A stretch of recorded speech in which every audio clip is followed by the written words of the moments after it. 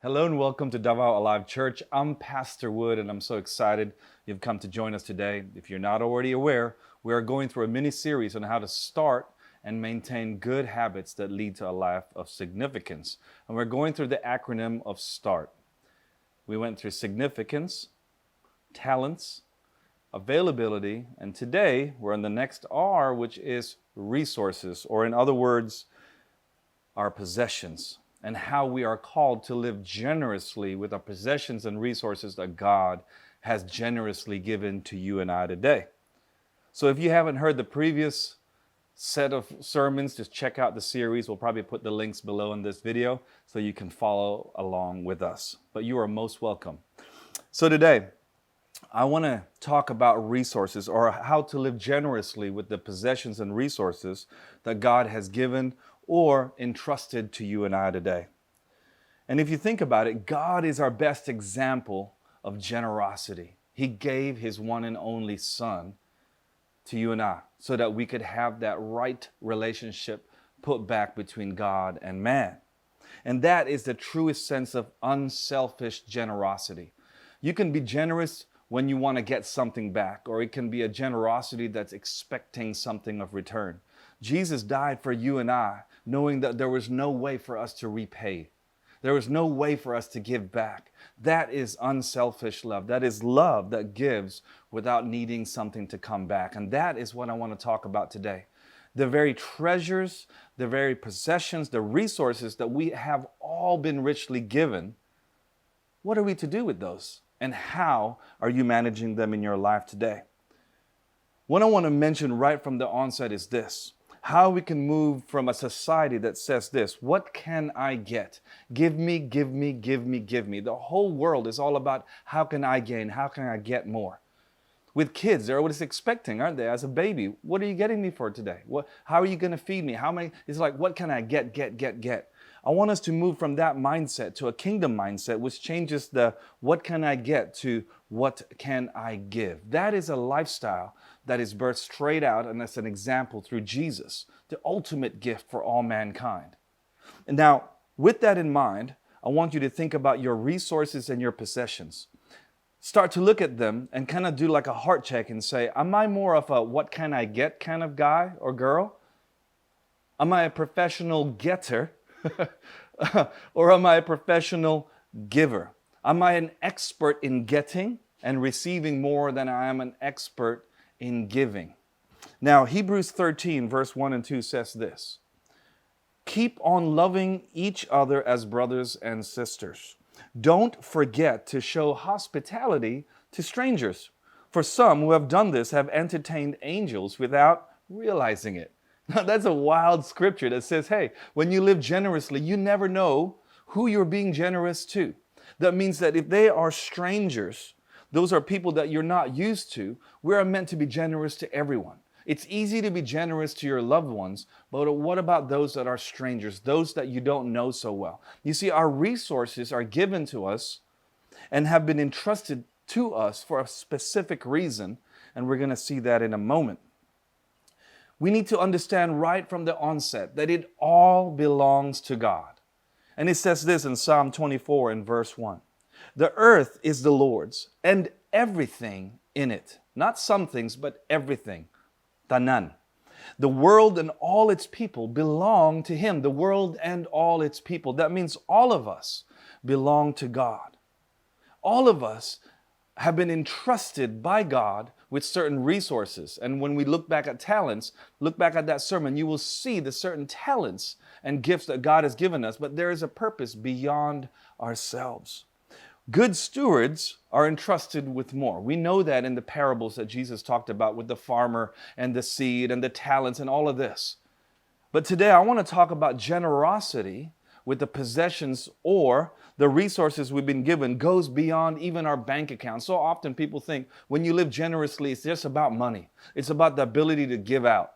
Well, then that kind of rules me out. If I don't have money, I can't be generous.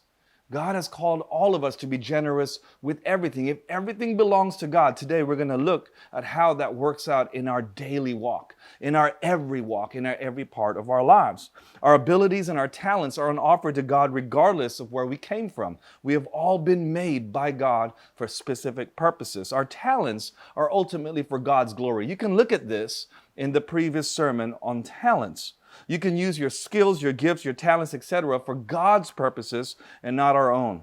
This is part of the resource richness that everyone has, regardless of where you live, what you've been brought up in, if you're rich, if you're poor financially, emotionally, physically, spiritually. God is saying, I've given you everything that you need. You are called to be an overflow. So what does it mean to live generously with our possessions and our resources today? Let me read this out of Hebrews chapter 13. In fact, read the whole chapter of Hebrews 13. It's powerful and it'll give you insight into how we are to live generously in light of the gospel. But this in verse 16 says this, and don't forget to do good and to share with those in need.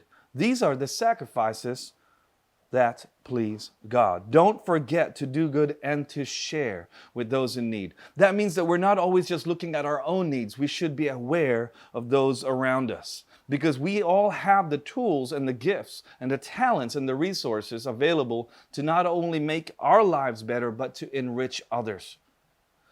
Christ died for us. Even when we didn't deserve it, our resources are to make God famous in our lives today. Remember, the earth is not our home. Again, if you read a little earlier in Hebrews 13 and verse 14, it says this, for this world is not our permanent home. We are looking forward to a home yet to come. You see, so often we're building for a home here on earth, we lose sight of the eternity. We're building for something that won't last. God is saying you have been built with eternity in your heart. That's why nothing here on earth can truly satisfy us. That's why man will constantly be chasing for things that come and go. Those resources, those possessions, those things that you can grab for in life today. What can I get? Give me, give me, give me, give me, rather than what can I give? That's the mentality of a mature Christian, of a Christ follower, a Christ disciple, always looking to give from even your lack today. Because God will never be outgiven. Jesus spoke in parables 39 times, right? And almost 1/3 of those parables that he spoke were all about possessions and money. Almost 1/3 of them. Why do you think that is? It's because he knew the lure and the potential pitfalls that possessions and money can have on our hearts. We could end up with a split heart. We can't serve both the possession master and God himself. So we have to make sure that today, when you're looking at the blessings in your life or whatever you're chasing after, you've not lost sight of God himself in the chase for that possession, for that need to be filled. You can almost live life in worship of that possession, in worship of that gift, instead of worshiping the gift giver. So just pause for a moment as I'm speaking today. Have you been falling into a potential trap of worshiping the gifts that God has given you, the possessions, or chasing after it? Have you seen a dog chasing its tail? Never quite gets to it. They're going in circles. It is funny to look at. But unfortunately in life, if you're doing that and chasing things that don't last, that's what we end up looking like, running around in circles, never getting anywhere. So we're not called to store up treasures here on earth where moth and rust destroy, but we're meant to store up treasures in heaven. So how much, let me ask you this, how much of your life is wasted currently right now? Because this is what the Bible should do. It should shine a light in our hearts, pursuing earthly possessions and treasures. How much of your time and your motivation and your habits, that we're talking about habits, right? What are your habits pointing to? How much of it is a time waste just to store up treasures here on earth that moth and rust destroy? We've lost sight of eternity, the very thing that we were made for. God has put eternity in the heart of man. And by the way, there is no excuse for any of us. Doesn't matter whether you were born in a rich country or a poor country, a rich family or poor family. We all have something we can give right now, right here today. And giving, as we'll understand in a moment, takes exercise. It takes a working out. It takes a mental, just like when you go to train, you have to decide with your heart, mind, and your body. You have to train hard to become generous because our flesh ultimately never wants to be generous. It only wants to serve itself. So today I want to just ask you this question.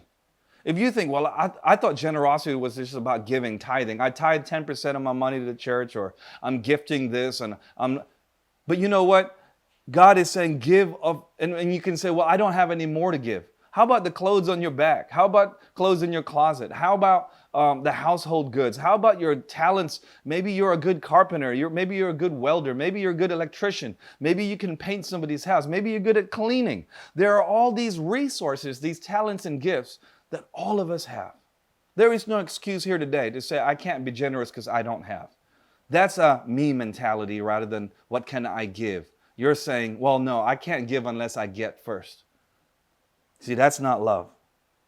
So as you look at your possessions, as you look at your resources here on earth, I want to ask you this question. And I want you to solemnly ask the Lord this. Because sometimes if somebody says, are you willing to give what's in your hand today? Something that you feel is a precious possession. And that person needs it. Give to those in need. Brothers and sisters, love. Don't forget to do good and share with those in need. That's what it says, right? These are the sacrifices that please God. Let me ask you this question. As you look at your possessions, whatever you own, if God was to ask you, give that to that person in need. I want you to invest in that life, in that ministry, in that family, in that individual or couple, whoever it is. And you're finding it hard to let go. Could it be that your possessions are owning you rather than you owning your possessions? Let me say that again. Do your possessions own you? Do your resources own you? Do they dictate how your heart operates in generosity or lack thereof?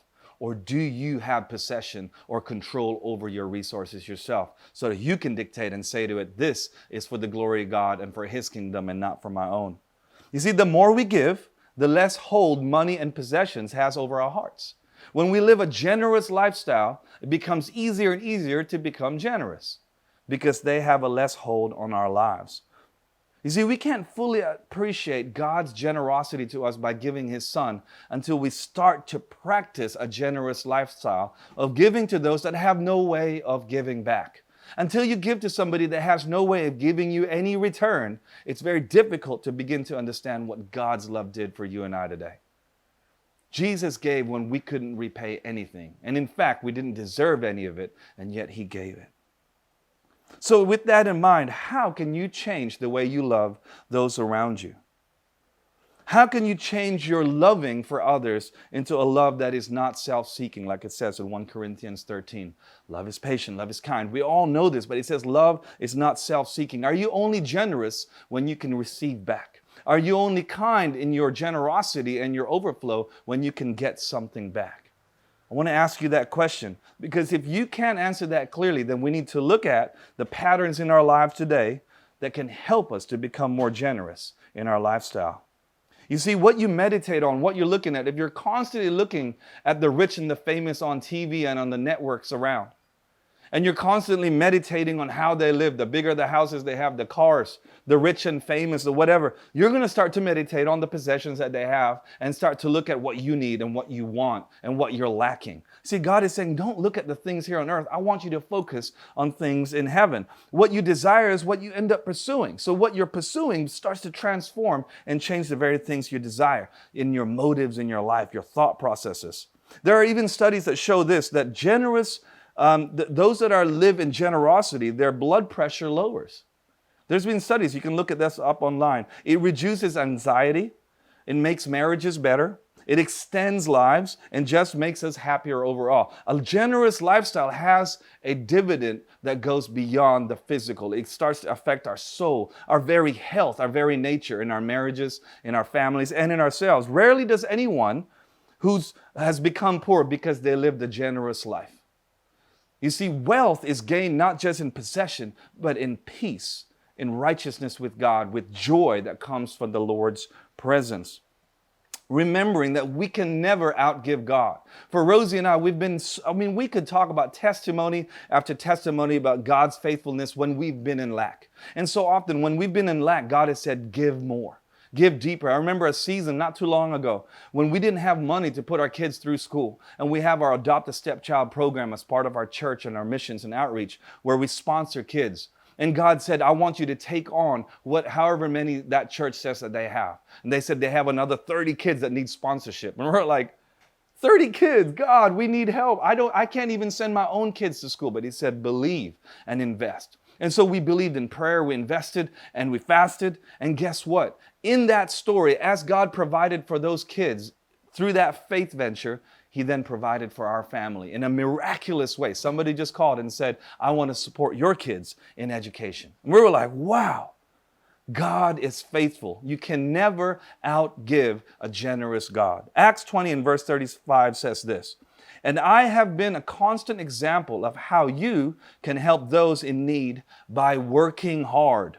Remember that key word, working hard. You should remember the words of the Lord Jesus. It is more blessed to give than to receive.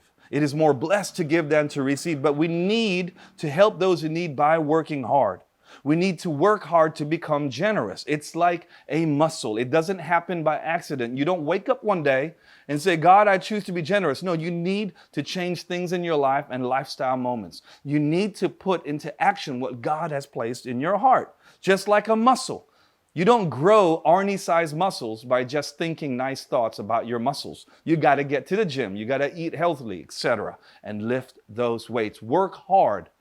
No pain, no gain. You got to train your generosity heart to go through the pain barrier of selfishness and say, not what I can get, but what can I give? I want to change everything in my life to how can I be a generous man or woman of God today? You need to train to become excellent or a professional in giving and not just excellent and a professional and much easier to be the God that receives. You can say, I'm a professional receiver. I can receive so well. I can dance. I can sing. I can rejoice when I get gifts. But how about when you get known to be a guy or a woman that says, I'm a professional giver. I'm always looking to give. I can give of my time, of my prayer, of my efforts, my energy, my talents, my gifts, all of those. Be a giver the way God is to you and I today. So in closing, I want to read these two passages of scripture in Timothy. And I want to challenge you to listen to them and ask God, am I a person that lives generously today? Help me to start a good habit of being a generous giver of the very talents and resources God has given me so that I can make God famous in my life. 1 Timothy 6:6-10. Let's read this together. Yet true godliness with contentment is itself great wealth. After all, we brought nothing with us when we came into the world, and we can't take anything with us when we leave it. So if we have enough food and clothing, let us be content. But people who long to be rich fall into temptation and are trapped by many foolish and harmful desires that plunge them into ruin and destruction. For the love of money is the root of all kinds of evil. And some people, craving money, have wandered from the truth and pierced themselves with many sorrows. Wow! Isn't that powerful? True godliness with contentment is itself great wealth. Why? Because it goes beyond the now. It starts to reach into the eternity, the very thing that God has put in yours and my heart. And in closing, I want to read this a little further on in 1 Timothy chapter 6 again, verse 17-19. It says this, teach those who are rich in this world. Let me stop there. All of us are rich. It's not just about money. Remember, generosity isn't just about your bank account. It's about everything. If everything belongs to God, it all belongs to Him, and we all have richness. So this is for all of us. Teach those who are rich in this world not to be proud and not to trust in their money, which is so unreliable, right? In your possessions, in your resources. Their trust should be in God, who richly gives us all we need for our enjoyment. Tell them to use their money to do good. They should be rich in good works and generous to those in need, always being ready to share with others. By doing this, they will be storing up their treasures as a good foundation for the future so that they may experience true life. Store up your treasures in heaven, ladies and gentlemen, by being a generous giver today. Assess your life and give it to Christ. God bless you all.